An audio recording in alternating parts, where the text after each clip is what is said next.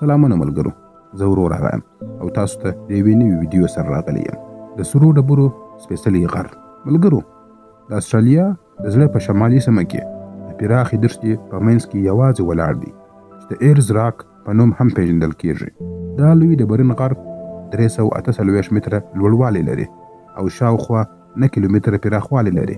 د لیرې څخه داسې ښکاري لکه د اور یوه لویه سره ټوټه چې د ځمکې په منځ کې ایښودل سوې وي. د لمر له وړانګو سره یې رنګ بدلیږي.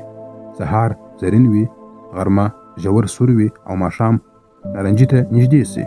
له همدې امله دا د نړۍ له تر ټولو رازناکو طبیعي عجایبو څخه ګڼل کیږي. اولورو یوازې یو افسانوي ډبره نه ده، بلکې یوه ژوندۍ کیسه ده.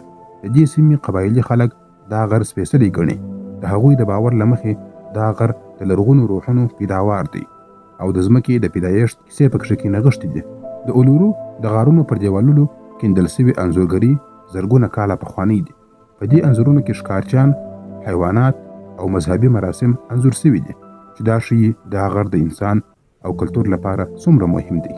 دلته فضا د راز او روحانیت څخه ډکه ده. کله چې سخت بادونه ولګېږي، د اولورو دیوالونه داسې غږ کوي لکه یو نالیدلی ځواک چې خبرې کوي. ډېر مسافر وایي چې د دې غره ترڅنګ ولاړ وي نو یو ځانګړی احساس پیدا کوي، لکه دا غر چې په خپله ژوره چوپتیا کې یو څه وایي. د ساینسي پلوه اولورو د ډبرو جوړ دی او شاوخوا 55 کروړه کاله تاریخ لري.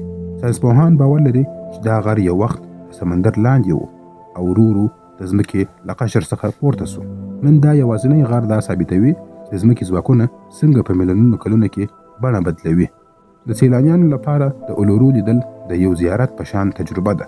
د لمر ختو او لوېدو پر مهال چې رنګ بدلوي، دا منظره دومره حیرانونکې وي د هغې په باره کې الفاظ ختمیږي. د شپې د ستورو ډک اسمان لاندې دا غر لا نور هم ډېر رازناکه ښکاره کیږي، لکه د ځمکې او اسمان ترمنځ یوه لرغونې دروازه. ملګرو، اولورو یوازې د استرالیا نښه نه ده، بلکې د ټول بشریت سمبول دی. دا موږ ته راښیي چې د طبیعت په هره ډبره او هر غر کې نه یوازې تاریخ، بلکې راز او روحانیت هم شته.